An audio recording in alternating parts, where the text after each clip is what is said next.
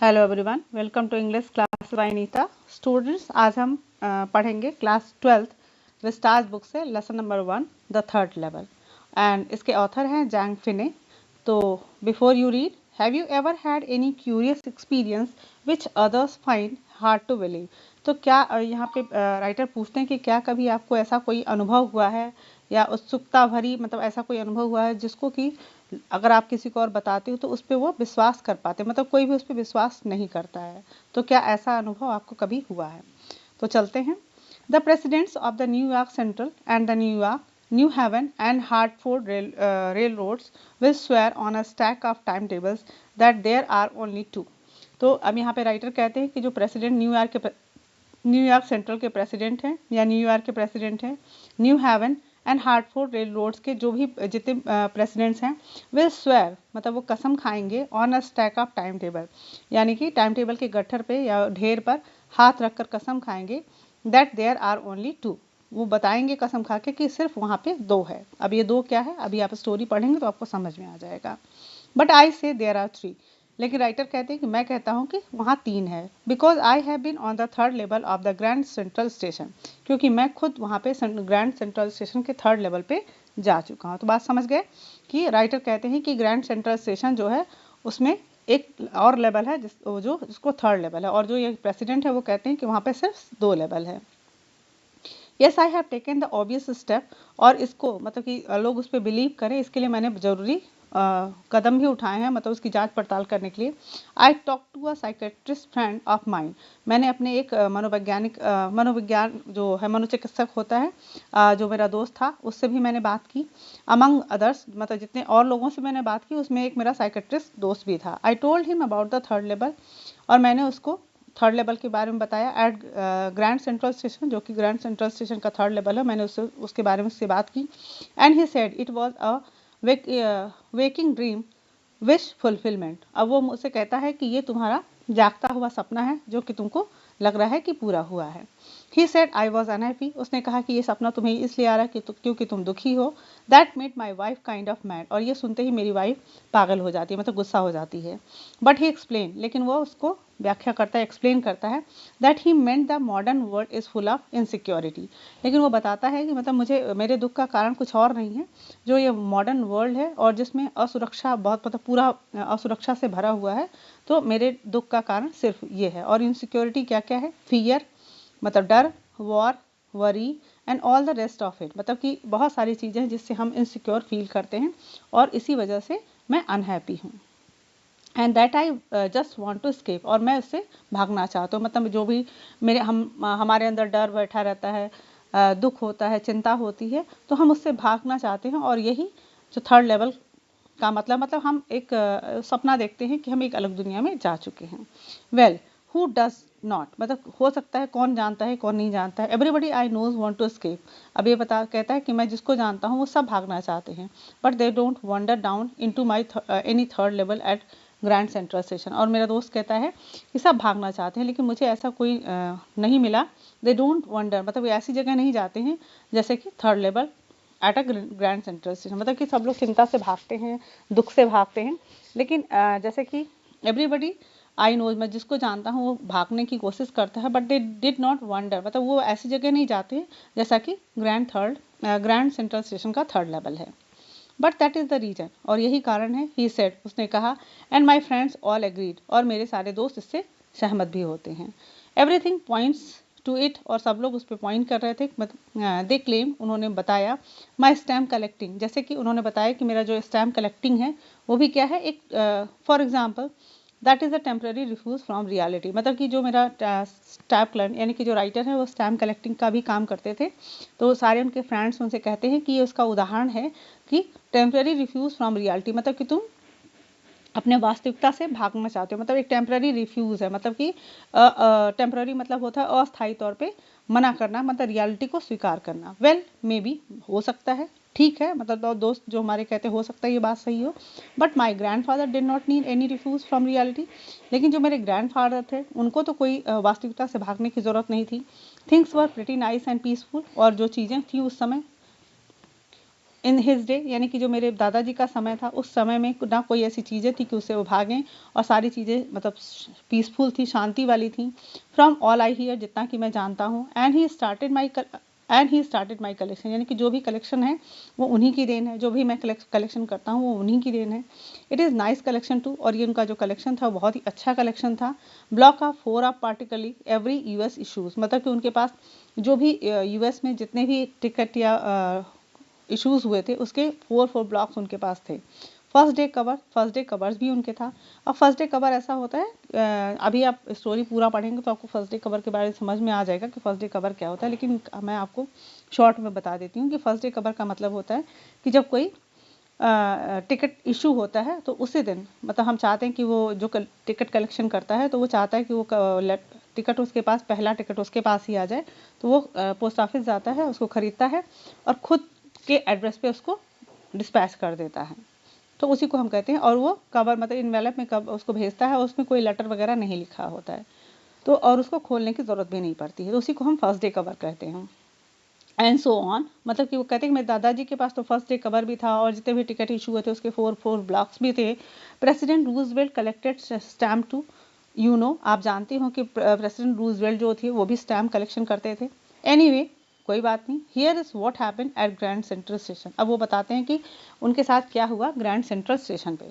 One night last summer, मतलब कि पिछले समर में, वन नाइट एक रात की बात है। I work late at the office, मैं बहुत देर तक काम करता रहा। I was in a hurry to get uptown to my apartment, और अप टाउन मतलब कि जहाँ पे मतलब लोग रेजिडेंशियल प्लेस होता है शहर में, तो उसी को अप टाउन कहते हैं। तो वो कहते हैं कि मैं अपने घर, जो हमारा रेजिडेंशियल प्लेस था, मैं वहाँ जाना चाहता था। So I decided to take the subway, और मैंने डिसाइड किया, मैंने निर्णय किया कि मैं सबवे मतलब होता है जैसे मेट्रो, मतलब कि अंडरग्राउंड जो वे होता है जाने का, जैसे मेट्रो वगैरह होती है। तो मैंने डिसाइड किया कि मैं ग्रैंड सेंट्रल से सबवे लूँगा, because it is faster than the bus, क्योंकि ये बस से ज़्यादा तेज़ जाती है और मुझे जल्दी था घर पहुँचने का। No I don't want no sorry now I don't know why this should have happen to me. अब वो कहते हैं कि मुझे नहीं पता कि ये सब मेरे साथ क्यों हुआ। I am just an ordinary गाई, और मैं एक सामान्य व्यक्ति हूँ। नेम चार्ली, और मेरा नाम चार्ली है। 31 ईयर्स ओल्ड, मैं 31 साल का हूँ। And I was wearing a tan gabardine suit and a straw hat with a fancy band. तो मैं एक आम आदमी हूँ, मतलब एक सामान्य आदमी हूँ, और मैंने जिसने टैन गैबार्डिन सूट, मतलब गैबार्डिन से होता है लॉन्ग जो कोट पैंट होता है वो पहने हैं, और टैन मतलब होता है थोड़ा येलोइस कलर का suit, and a straw hat, और मैंने एक स्ट्रॉ हैट पहन रखी है, और विद अ फैंसी बैंड, जिस पे फैंसी बैंड लगे हुए हैं। I passed a dozen men who look just like me, मैंने दर्जनों आदमियों को क्रॉस, मतलब रास्ते में मुझे दर्जनों आदमी मिले जो मेरे जैसे ही दिखते थे। And I was not trying to escape from anything, और मैं किसी चीज़ से भागने की कोशिश भी नहीं कर रहा था। I just wanted to get home to Louisa my wife, मैं सिर्फ अपने घर पहुँचना चाहता था अपनी वाइफ लुइसा के पास। I turn into Grand Central from Vanderbilt Avenue, और मैं ग्रैंड सेंट्रल स्टेशन जाने के लिए बेंटल बेल्ट से मुड़ा। And went down the step, और नीचे से सीढ़ियों से नीचे गया। एट द फर्स्ट लेवल, मतलब फर्स्ट लेवल की तरफ गया। Where you take train like the 20th century, और आप वहाँ से 20th सेंचुरी जैसी ट्रेनें ले सकते थे। Then I walk down another flight, और उसके बाद से मैं फिर दूसरे मतलब लेवल पे जाने के लिए मैं फिर से सीढ़ियों से उतरने लगा टू द सेकंड लेवल, ताकि मैं सेकंड लेवल पे पहुंच सकूं। Where the suburban train leave from, जहाँ से सबर्न ट्रेन यानी कि मेट्रो ट्रेन जैसी चलती थी। डक्ट इनटू एन आर्क्ड डोरवे, और मैं थोड़ा सा झुककर, डक्ट मतलब होता है झुककर किसी चीज़ में घुसना, आर्क्ड मतलब होता है जो थोड़ा सर्कल टाइप का, जैसे कि इंडिया गेट है तो उस तरीके का आर्क बना हुआ रास्ता था, वहाँ से मैं अंदर घुसा। हेडिंग फ्रॉम द सबवे, मतलब सबवे की तरफ से आगे बढ़ते हुए। एंड गॉट लॉस, और वहाँ से गायब हो गया। That is easy to do, और ये करना बहुत आसान था, मतलब वहाँ से गायब होना बहुत आसान बात था। I have been in and out of Grand Central 100 of time, और मैं यहाँ से ग्रैंड सेंट्रल से मैं कम से कम सैकड़ों बार यहाँ से गायब हो चुका हूँ। But I am always bumping into new doors, और जब भी मैं वहाँ से जाता हूँ मैं कहीं ऊपर, मैं बम्पिंग मत इनटू न्यू, मतलब कि कहीं मैं किसी दूसरे रास्ते पे पहुँच जाता हूँ, मतलब वहाँ चलते चलते मैं कहीं ना कहीं दूसरे रास्ते पहुँच जाता हूँ। एंड स्टेयर्स, और सीढ़ियाँ मिल जाती हैं। एंड कॉरिडोर्स, मतलब मुझे बहुत सारे रास्ते मिल जाते हैं, सीढ़ियाँ मिलती हैं, और कॉरिडोर्स मिलते, गलियारे मिल जाते हैं। Once I got into a tunnel और एक दिन तो ऐसा हुआ कि मैं उस टनल से हो रहा था अबाउट अ माइल, कम से कम 1 मील की दूरी चला, long and came out in the lobby of the Roosevelt hotel. और मैं चलते चलते 1 मील की दूरी पास करते हुए मैं एक लॉबी में जो कि रूजवेल्ट होटल का था वहाँ पहुँच गया। अनदर टाइम, दूसरी बार, I came up in an office building, मैं एक ऑफिस बिल्डिंग में पहुँचा ऑन 46 स्ट्रीट, जिसका नाम 46 स्ट्रीट था, यानी कि उस रोड का नाम था, और वहाँ पे एक ऑफिस बिल्डिंग थी, मैं वहाँ पहुँच गया 3 ब्लॉक्स अवे, मतलब कि जहाँ से मैं स्टार्ट किया था उसके 3 ब्लॉक्स अवे, मतलब 3 ब्लॉक्स की दूरी पे।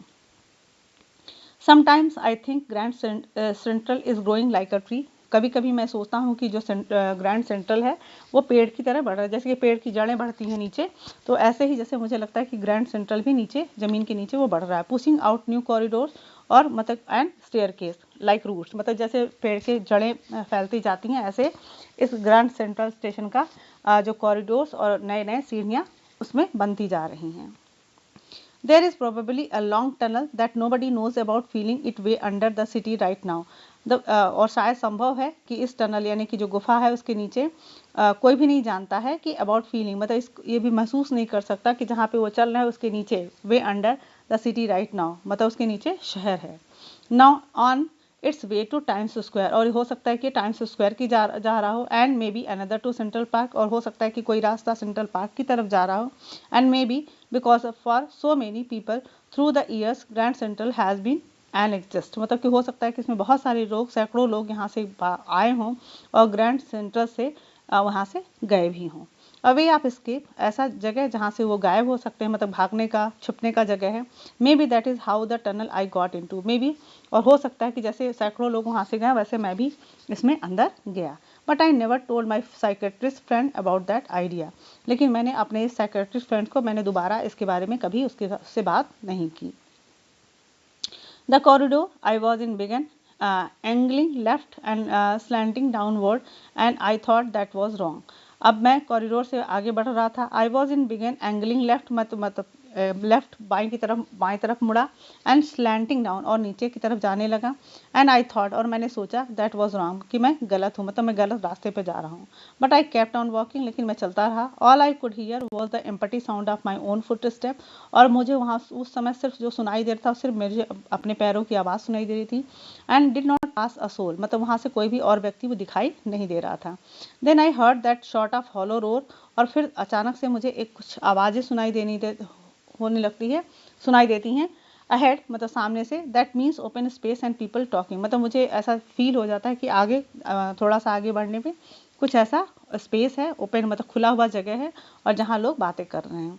द टनल शार्प लेफ्ट, और वो जो गुफा मतलब तुरंत एक शार्प लेफ्ट, मतलब उसका जो मोड़ है वो तुरंत बाईं तरफ मुड़ता है। आई वेंट डाउन, मैं नीचे जाता हूँ, a short flight of stair, मतलब थोड़ी सी सीढ़ियों से उतरते हुए, and came out on the 3rd level at Grand Central Station, और मैं ग्रैंड सेंट्रल स्टेशन के 3rd लेवल पे पहुंच जाता हूँ।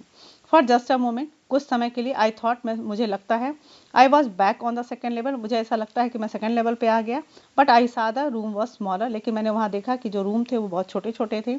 देर was fewer ticket windows and train gates, और वहाँ पे कुछ टिकट विंडोज भी थे और ट्रेन गेट्स थे। And the information booth in the centre was wood and old looking, और जो इंफॉर्मेशन सेंटर था, बूथ था, जैसे कि रिसेप्शन होता है, वो बहुत लकड़ी का बना हुआ था और पुराने टाइप का दिख रहा था, पुराने डिज़ाइन का दिख रहा था।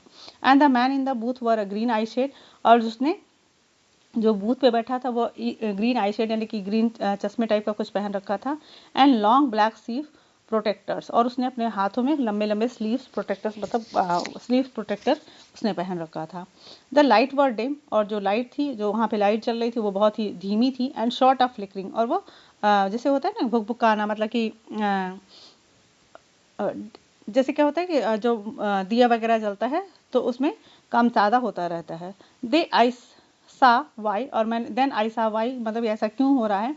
दे were open flame gas light, और जब मैंने उसको ध्यान से देखा तो वो लाइट्स जो क्या थे वो गैस लाइट्स थे। मैंने बोला कि दिया वगैरह जलता है तो फ्लिकर करता है। देर वर ब्रास स्पिटून्स ऑन द फ्लोर, और फर्श पे वहाँ पे थूकदानी पड़ी थी। स्पिटून मतलब जहाँ थूकने का जो वेसल होता है वो ब्रास का था, पीतल का था। And across the station a glint of light caught my eye, और उससे आगे जाने पे स्टेशन पे अक्रॉस मतलब कि स्टेशन से थोड़ा सा दूर पे एक लाइट की जो रोशनी होती है, चमक होती है, वो मेरी आँखों को अट्रैक्ट करती हैं। A man was pulling a gold watch, और एक आदमी अपने गोल्ड वॉच निकाल रहा था फ्रॉम द वेस्ट पॉकेट, मतलब उसके अपने वेस्ट पॉकेट से एक गोल्ड वॉच निकालता है और उसकी जो चमक होती है मेरी आंख को कैच करती है। He snapped open and the cover, और वो उस कवर को खोलता है, यानी कि अब यहाँ पे जो भी बताया जा रहा है वो पुराने समय का है। देखते हैं तो जो ये घड़ी है वो अपनी उसका कवर खोलता है, ग्लैंस एट हिज वॉच, अपनी घड़ी को देखता है, एंड फ्रोन, और थोड़ा सा नाराज होते हुए मतलब एक्सप्रेशन देता है। ही ओर अ डर्बी हैट, डर्बी हैट होता है जो गोल सा हैट होता है, उसने डर्बी हैट पहन रखा है। अ ब्लैक 4 बटन सूट, और उसका जो सूट है वो 4 बटन वाला है। विथ माई टाइनी लैपल्स, ये सब सूट है, मतलब ये उनके ड्रेसअप करने का जो तरीका है। अभी आप समझ जाओगे कि क्यों बताया जा रहा है। And he had a big black handlebar moustache, और उसकी जो बड़ी बड़ी मूछें थी जो कि दोनों साइड से गोल गोल, हैंडल बियर का मतलब आप इसको गूगल पे सर्च करोगे तो आपको समझ में आएगा कि हैंडल बियर मुस्टैच क्या होता है, जो बड़ी बड़ी मोटी मोटी मूछें होती हैं और ऊपर से गोल गोल मुड़ी होती हैं। Then I looked around and saw that everyone in the station was dressed like 1819 something. तो अब यहाँ पे बता रहे हैं कि मैंने जब चारों तरफ स्टेशन पे देखने की कोशिश की तो मैंने देखा कि जो भी वहाँ स्टेशन पे है वो ड्रेस्ड, वो इस तरीके से कपड़े पहने हैं जैसे कि 1819 समथिंग, मतलब कि वहाँ 1819 सेंचुरी में जिस तरीके के लोग कपड़े पहनते तो उस तरह के कपड़े उन्होंने पहन रखे। आई नेवर सा सो मेनी बियर्ड्स, मैंने आज से पहले इतने दाढ़ी वाले नहीं देखे। साइड बर्न्स मतलब वो जो होते हैं ना खत जिसको कहते हैं, आपके बाल जो होते हैं, तो साइड बर्न्स मतलब बड़ी बड़ी खत वाले। And fancy moustache in my life, मतलब इतने अलग अलग तरीके के मुस्टैच और साइड बर्न्स ये और इतनी ज़्यादा दाढ़ियाँ वाले इंसानों को मैंने इससे पहले कभी नहीं देखा था मेरे अपने जीवन में। A woman walked in through the train gate, और एक वुमन ट्रेन गेट से आती है। शी वोर अ ड्रेस, उसने कपड़े पहन रखे हैं, with leg of mutton sleeve, मतलब कि उसने अपने पैरों में मटन स्लीव का होता है वो झालरदार जो स्लीव्स होते हैं, मतलब वो चुन्नट वाले वो स्लीव्स, मतलब बड़े पहले की जो डिज़ाइन लोग पहनते थे। एंड स्कर्ट्स, उसने स्कर्ट्स पहन रखा था। To the top of 4 high button shoes, और उसके जो शूज उसने पहन रखे थे बूट जैसे, और उसमें 4 बटन्स लगे हुए थे। बैक ऑफ हर, उसके पीछे आउट ऑन द ट्रैक्स, और मैंने उसके पीछे देखा कि रेलवे का ट्रैक है। आई caught a glimpse of a locomotive, और मैंने एक लोकोमोटिव आते हुए उसका जो झलक देखा। अ वेरी स्मॉल कुरियर, और वो बहुत छोटा सा कुरियर था, मतलब सामान ले जाने वाला। एंड लेविस लोकोमोटिव, उसका नाम लिखा था। विद अ फनल शेप, और जो कि कीप जैसा शेप था उसका। स्टैक एंड देन आई नो, और तब मुझे समझ में आया, और मतलब तब मैं समझा कि मैं कहाँ पहुँच गया हूँ। टू मेक श्योर, और इसको जो मैं समझ रहा था उसको निश्चित करने के लिए I walked over to a newsboy, और मैं इसको और निश्चित करने के लिए मैं उन न्यूज़ बॉय यानी कि जो न्यूज़पेपर बेच रहा था उस लड़के के पास जाता हूँ। And glans at the stack of papers at his feet, और जो उसके पैरों के पास जो स्टैक का मतलब पेपर का जो ढेर पड़ा था उसको मैं देखता हूँ। इट वॉज द वर्ल्ड, और उस पेपर पे लिखा था द वर्ल्ड, यानी कि जो पेपर था वो द वर्ल्ड था। And the World has not been publish for years, और वो डायरेक्टर सोचता है कि जो ये पेपर है ये तो बहुत सालों से अब पब्लिश ही नहीं हो रहा, मतलब इसकी पब्लिश करना बंद हो गया है। The lead story said something about President Cleveland, और जो उसकी जो हेडिंग थी उस पेपर की, उस पे प्रेसिडेंट क्लीवलैंड के बारे में लिखा हुआ था। I have found that a front page since in the Punjab library files, अब वो कहते हैं कि मुझे ये पहला पेज जो मैंने वहाँ देखा था उसको मैंने पाया कहाँ पे, in the public library files, sorry Punjab मैंने बोला, in the public library files, मैंने पब्लिक लाइब्रेरी फाइल्स में पाया। एंड इट वाज प्रिंटेड जून 11 1894, मतलब कि जब वो प्रेजेंट में आते हैं और फिर इसको सर्च करते हैं तो उनको पब्लिक लाइब्रेरी में उनको फाइल मिल जाती है जहाँ पे पेपर रखा रहता है और उस पर डेट लिखा होता है 11 1894। इसका मतलब जो राइटर हैं वो ग्रैंड सेंट्रल स्टेशन पे 3rd लेवल पे पहुँचे हैं, और वो टाइम ट्रेवल कर चुके हैं, यानी कि बहुत पीछे जा चुके हैं समय में, और वो समय है 11 जून 1894 का। I turned towards the ticket windows knowing that they here on the 3rd level at Grand Central।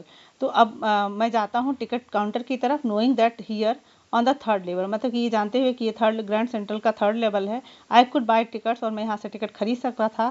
That would take Louisa and me anywhere in the United States we wanted to go। तो मैं ये समझता हूँ कि मैं यहाँ से मैं टिकट खरीद सकता हूँ, और मैं और मेरी वाइफ लुइजा यूनाइटेड स्टेट के किसी भी शहर में यहाँ से टिकट खरीद के जा सकते हैं। इन द ईयर 1894, यानी कि 1894 के समय, मतलब मैं टाइम ट्रेवल करके अपनी वाइफ के साथ मैं 1894 में यूएस के किसी भी जगह जा सकता हूँ। And I wanted 2 tickets to Galesburg, Illinois, और मैं चाहता था कि गर्ल्सबर्ग इलिनॉस में जो गर्ल्सबर्ग है वहाँ के 2 टिकट्स मैं खरीदना चाहता था। Have you ever been there, क्या आप वहाँ, मतलब राइटर हमसे पूछा कि क्या आप वही गए हो कभी यहाँ। It is a wonderful town still, अभी भी वो बहुत ही सुंदर शहर है। With big old frame houses, यहाँ पे जहाँ पे पुराने तरीके के घर हैं। ह्यूज लॉन्स, बड़े बड़े लॉन्स हैं। एंड ट्रिमेंडस ट्रीज, और बहुत बहुत सुंदर और बहुत बहुत बड़े बड़े पेड़ हैं। Whose branches meet overhead and roof the streets, जिसके दोनों तरफ से जो ब्रांचेज हैं वो एक दूसरों से ऐसे मिलते हैं जैसे कि वो छत पे रोड पे वो छत बना रहे हैं, यानी कि दोनों साइड से वो पेड़ ऐसे मिल जाते हैं जैसे कि वो छत बना रहे हों। And in 1894 summer evening were twice as long, और जो 1894 का समर का शाम था वो थोड़ा बहुत लंबा, आज के समय से दुगना लंबा होता था। And people sat out on their lawns, और लोग वहाँ क्या करते थे, बैठते थे। द मैन स्मोकिंग सिगार्स, और जो इंसान, मतलब जो वहाँ पे आदमी लोग थे वो सिगार बैठ के पिया करते थे। एंड टॉकिंग क्वाइटली, और बहुत शांति से बात करते हैं। The women waving palm leaf fans, और जो औरतें हैं वो पाम लीफ यानी कि पाम से के लीफ से बना हुआ पंखे को ऐसे अपने आप को हवा करते हैं। With the fire flies all around, और वहाँ से फायर फ्लाइज आप जानते हो जो जुगनू होता है वो चारों तरफ उनके उड़ रहे होते हैं। इन अ पीसफुल वर्ल्ड, मतलब कि बहुत ही शांतिपूर्ण संसार लगता है। To be back there with the First World War still 20 years off, मतलब to be to be there, मतलब वहाँ होना। With the First World War still 20 years off, मतलब कि अभी फर्स्ट वर्ल्ड वॉर होने में 20 ईयर्स बचे हुए थे। And world war second over 40 years in the future, और जो सेकेंड वर्ल्ड वॉर था यानी कि उसको अभी होने में 40 साल बचे थे, यानी कि फर्स्ट वर्ल्ड वॉर के 20 साल पहले के समय में हम वहाँ जा सकते थे। एंड वहाँ का जो समय था बहुत पीसफुल था। I wanted two ticket for that, और मैं वहाँ के 2 टिकट चाहता था। The clerk figured the fare, और उसके बाद क्लर्क ने मुझे किराया बताया। He glance at my fancy head band, और उसने मुझे जो मैंने फैंसी हेड बैंड पहन रखा था, स्ट्रॉ हेड बैंड, अभी आपने पढ़ा था कि स्ट्रॉ हैट उन्होंने पहन रखा था, तो वो उसको देखता है। But he figure the fair, लेकिन फिर वो किराया बताता है। And I had enough for 2 coaches ticket, लेकिन मैं बताते हैं कि मेरे पास इतना पैसा था कि मैं कोच के 2 टिकट खरीद सकूँ वन वे, मतलब एक तरफ से, कम से कम दूसरी तरफ से उनके पास किराया नहीं होता है। But when I counted out the money and looked up, और जब मैंने अपना पैसा गिन रहा था और जब मैंने उसकी तरफ देखा, the clerk was staring at me, वो क्लर्क मेरी तरफ घूर रहा था। ही नॉडेड एट द बिल्स, और उसने वो, मतलब कि उसने पैसा लेने से, बिल मतलब पैसा, वो पैसा लेने से मना करता है। दैट एंड मनी मिस्टर, वो कहता है कि ये मिस्टर ये पैसे नहीं हैं।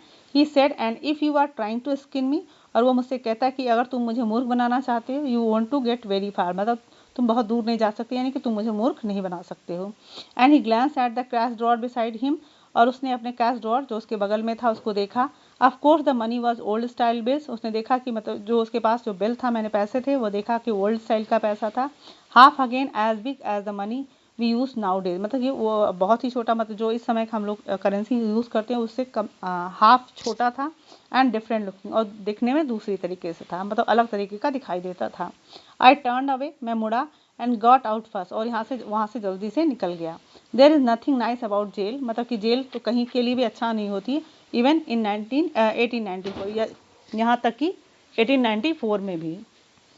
एंड दैट वॉज दैट, और अब ये सारी चीज़ें जो आपको मैंने बताई वो थी। I left the same way I came, जैसे मैं आया था मैं वापस उसी रास्ते चला जाता हूँ। आई सपोज, मैं सोचता हूँ। नेक्स्ट डे, दूसरे दिन, ड्यूरिंग लंच आवर, मतलब जब मेरा लंच आवर होता है, I drew $300 out of the bank, मैं अपने बैंक से $300 निकालता हूँ। नियरली ऑल वी हैड, जितना भी मेरे पास था उस समय। And bought old style currency, और मैंने पुराने तरह की करेंसी खरीदी। That really worried my psychiatric friend, जो कि मेरे साइकेट्रिक फ्रेंड के लिए चिंता का विषय था। You can buy old money at almost any coin dealers, but you have to pay a premium. तो अब यहाँ पे बता रहे हैं राइटर कि you can buy old money, आप पुराने पैसे खरीद सकते हो। एट ऑलमोस्ट एनी क्वाइन, मतलब कोई भी क्वाइन, कोई भी सिक्का, कोई भी पुराना आप करेंसी खरीद सकते हो क्वाइन डीलर से। But you have to pay a premium, लेकिन आपको इसको लिए एक्स्ट्रा पेमेंट करना होगा। माई $300 बॉट, जो मेरा $300 था, उससे मुझे लेस देन 200, उससे मुझे in old than 200 in old style बेस, उससे मुझे 200 ओल्ड स्टाइल का नोट मिलता है, यानी कि मेरे $300 के बदले मुझे तो 200 ओल्ड स्टाइल का नोट मिल जाता है।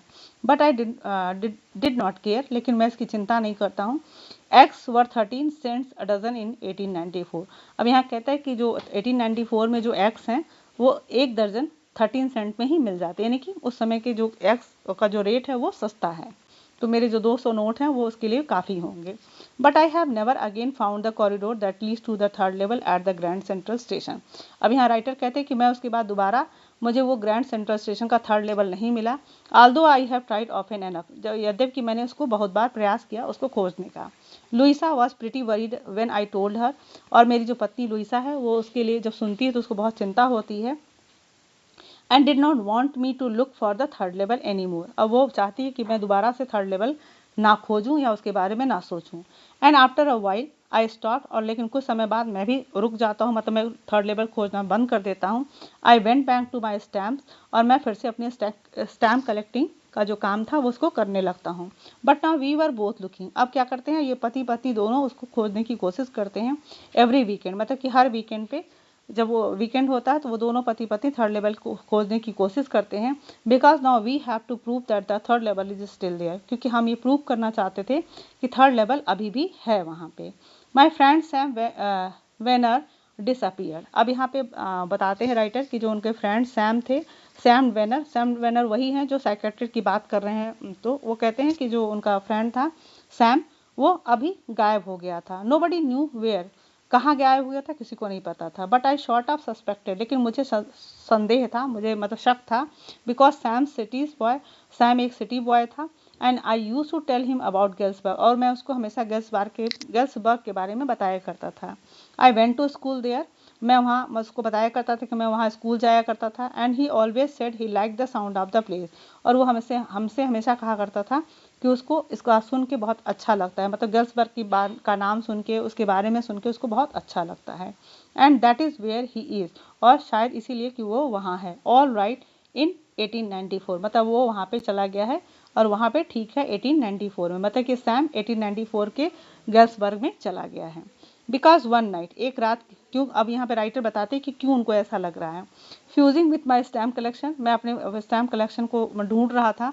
आई फाउंड, मैंने पाया। Well do you know what a first day cover is, अब यहाँ पे फिर से वो राइटर आपको फर्स्ट डे कवर के बारे में बता रहे हैं कि फर्स्ट डे कवर क्या है। When a new stamp is issue, यानी कि जब न्यू स्टैम्प इशू किया जाता है, तो मैंने बताया था ना कि आपको अभी आप स्टोरी में आगे बढ़ेगा तो फर्स्ट डे कवर आपको पता चल जाएगा। तो फर्स्ट डे कवर यहाँ पे राइटर एक्सप्लेन कर रहे हैं कि फर्स्ट डे कवर है क्या। तो बता रहे हैं कि when a new stamp is issued, यानी कि जब नया स्टैम्प इशू किया जाता है, स्टैम्प कलेक्टर्स यानी कि जो स्टैम्प कलेक्ट करते हैं buy some and use them to mail envelopes to themself on the very first day of the sale. तो वो क्या करते हैं कि उस मेल स्टैम्प्स को खरीद लेते हैं, उसमें से कुछ स्टैम्प खरीद लेते हैं और इन्वेलप में उसको लगाकर वो खुद को ही अपने ही एड्रेस पे उसको फर्स्ट डे से, यानी कि पहले ही दिन, जो जिस दिन वो टिकट मिलना शुरू होता है उसी दिन वो अपने ही एड्रेस पे अपने आप को पोस्ट कर देते हैं उस लेटर को। And the postmark prove the date, और जो पोस्ट मार्क होता है वो ये डेट बताता है, क्योंकि उनको ये बताना है कि मैंने फर्स्ट डे पे ही खरीदा है। तो जब वो हम कोई लेटर भेजते हैं तो जिस डेट पे भेजते हैं वो डेट उस पर स्टैम्प लगता है। तो वो जो स्टैम्प लगता है वो प्रूव है कि किस डेट को ये लेटर भेजा गया है। The envelope is called a first day cover, और ऐसे इन्वेलप को फर्स्ट डे कवर कहते हैं। दे आर नेवर ओपन, वो कभी खोले नहीं जाते। You just put blank paper in the envelope, क्योंकि हम उसमें जो पेपर भेजते हैं, यानी कि लेटर में इन्वेलप के अंदर जो लेटर भेजते हैं वो ब्लैंक पेपर होता है, मतलब सिर्फ हम अपने एड्रेस पे पोस्ट करने के लिए और स्टैम्प कलेक्शन के लिए वो भेजते हैं, इसलिए उसमें उस लेटर को खोलने का कोई मतलब नहीं होता है। दैट नाइट, अब उस रात, among my oldest first day covers, जितना भी मेरे पास पुराने फर्स्ट डे कवर्स थे, I found one that should not have been there, मतलब मैंने पाया कि एक ऐसा भी उसमें फर्स्ट डे कवर है जिसको मैंने पहले वहाँ कभी नहीं देखा था और होना नहीं चाहिए था। बट देयर इट वॉज, लेकिन वो वहाँ पर था। It was there because someone had mailed it to my grandfather and to his home in Galesburg, और ये यहाँ पे इसलिए था क्योंकि किसी ने उसको मेल किया था मेरे ग्रैंड फादर को उनके घर पर गेल्सबर्ग में, यानी कि गेल्सबर्ग के जो जगह थी उन वहाँ पे उनके ग्रैंडफादर को उन किसी ने ये लेटर भेजा था। That is what the address on the envelope said, और क्योंकि उस जो इन्वेलप पे जो एड्रेस था वो एड्रेस गेल्सबर्ग का था। And it had been 3 since July 18 1894 और उस पर जो डेट लिखा हुआ था वो उस पर लिखा था 18 जुलाई 1894। The post mark showed that, और जो पोस्ट मार्क उस पर लगा था वो ये बताता था कि ये 18 जुलाई 1894 का है। It I did not remember, यद्यपि मुझे ये सब याद नहीं था। इट एट ऑल, मुझे याद नहीं आ रहा था कि ये स्टैम्प पहले था या नहीं था। The stamp was a 6 cent, और जो स्टैम्प था वो 6 सेंट का के पैसे से लिया गया था। डल ब्राउन, थोड़ा सा कलर उसका डल ब्राउन था। With a picture of president Garfield, और उसमें जो प्रेसिडेंट का पिक्चर लगा था टिकट पे, उस पर प्रेसिडेंट गारफील्ड का नाम लिखा हुआ था। नेचुरली, प्राकृतिक रूप से, when the envelope came to granddad in the mail it went right into the his collection and stayed there, और मतलब वो कहते हैं कि जब ये लेटर मेरे ग्रैंड डैड के पास आया होगा तो सीधे इस मेरे कलेक्शन में आ गया और यहाँ तब से पड़ा है। Till I took it out and open, और तब से ये यहीं पे पड़ा है और मैं इसको मतलब ताकि मैं इसको खोल सकूं। अब यहाँ पे थोड़ा सा कंफ्यूजिंग है कि वो ग्रैंड डैड के पास जाता है तो कैसे यहाँ पे आया है, तो आप इसको अभी पढ़ेंगे तो समझ में आ जाएगा। Till I took it out and open it, मतलब जब तक कि मैं इसको ना निकालूं और ना खोलूं। The paper inside was it blank it read, was not blank it read. अब यहाँ पे जो पेपर उसमें था, तो हमने अभी पढ़ा कि जो कवर लेटर था वो ब्लैंक हुआ करता था, उसमें just put blank paper in the वेलर, वहाँ पे क्या होता था, ब्लैंक पेपर रखा जाता था फर्स्ट डे कवर के। लेकिन जो ये फर्स्ट डे कवर है उस वो ब्लैंक नहीं था, उस पर कुछ लिखा था। और क्या लिखा था, यहाँ पे देखिए एड्रेस लिखा है 1941 विलर्ड स्ट्रीट, गिल्सबर्ग, इलिनॉइस, जुलाई 1894। तो अब यहाँ पे देखिए चार्ली, तो इसमें जो लेटर एड्रेस किया गया था वो चार्ली को एड्रेस किया गया था, क्योंकि जो सैम है वो 1894 में जा चुका है, वो मतलब कि टाइम ट्रेवल करके उस जगह पहुंच गया है जहाँ पे राइटर जाना चाहते थे। तो सैम, उनका जो साइकेट्रिक दोस्त था, वो वहाँ पहुँच गया है और वहाँ से वो लेटर लिखना चाहता है चार्ली को। लेकिन अब चार्ली तो उस समय पैदा भी नहीं हुआ जिस समय वो पहुँचे हैं, तो वो उनके ग्रैंड डैड को लिखता है और किसी, अब इसको हम जादुई तरीके से भी समझ सकते हैं कि वो लेटर इनके पास वापस आ जाता है। तो अब इसमें चार्ली ने क्या लिखा है देखते हैं। I got to wishing that you are right, मतलब कि मैं I got to wishing that you are right, मतलब कि मैं इच्छा करता हूँ और मैं जानता हूँ कि जो तुम कहते थे वो सच था। Then I got to believing you were right, और मतलब मुझे ये लग रहा था कि अब तुम सही कह रहे हो गलत, लेकिन अब मुझे विश्वास हो गया कि तुम सही कहते थे। And Charley it is true, और ये सही है। I found the third level, मुझे थर्ड लेवल मिल गया है। I have been here 2 weeks, और मैं यहाँ 2 हफ्ते से हूँ। एंड राइट नाउ, मतलब कि अभी जो समय है, down the street at the dailies someone's playing a piano, मतलब मैं एक एडेड स्ट्रीट, दिल्ली नाम है वहाँ पे, दिल्ली स्ट्रीट है, और वहाँ पे मैं वहाँ बैठा हूँ और यहाँ पे कोई पियानो बजा रहा है। And they are all out of the front of porch seeing Nellie home, मतलब कि ये सॉन्ग का नाम है। तो ये लोग सारे लोग ये बैठ के सीइंग नेली होम गाना गा रहे हैं। And I am invited over for lemonade, lemonade होता है एक ड्रिंक है, तो यहाँ पे मुझे लेमनेड के लिए इन्वाइट किया गया है। Come on back Charley and Louisa, वो कहता है कि आप लोग भी यहाँ, चार्ली और लुइसा आ जाओ। Keep looking till you find the third level, और तब तक उसको देखते रहो, मतलब कि तुम यहाँ आ जाओ और ढूंढते रहो जब तक कि तुम्हें थर्ड लेवल नहीं मिल जाता है। इट इज़ वर्थ, मतलब ये वर्थ, मतलब ये तुम खोजोगे तो तुम्हें मिल जाएगा, और ये इंपॉर्टेंट है। वर्थ मतलब महत्वपूर्ण है, बिलीव मी, विश्वास करो, मतलब थर्ड लेवल है और तुम और लुइसा इसको खोजते रहो जब तक कि तुम्हें वो थर्ड लेवल मिल नहीं जाता है। मतलब कि जो इसके जो फ्रेंड थे वो वहाँ पे पहुँच चुके हैं, चले गए हैं थर्ड लेवल पे, और अब इनको भी बुला रहे हैं। The note is signed Sam, और उसको नीचे सैम लिखा है, यानी कि उसका फ्रेंड का नाम लिखा हुआ। At the stamp and coin store I go to, और जब मैं स्टैम्प एंड कॉइन स्टोर, मतलब जहाँ से उन्होंने पुराने करेंसी लिए थे, वो जाते हैं पता लगाने के लिए कि क्या सच है क्या झूठ है, तो वहाँ जाते हैं। I find out the Sam bought $800, और यहाँ पे मैंने पाया कि जो सैम था उसने $800 पुरानी currency, worth of old style currency, मतलब कि पुरानी करेंसी 800 पुरानी करेंसी उसने खरीदी थी। That ought to set him up a nice little hay feed and green business, ताकि वो अपना वहाँ पे क्या कर सके, एक लिटिल हे फीड, मतलब कि जो घास और भूसे का जो बिजनेस होता है, अनाज का बिजनेस होता है, ताकि वो वहाँ से अपना बिजनेस सेटअप कर सके।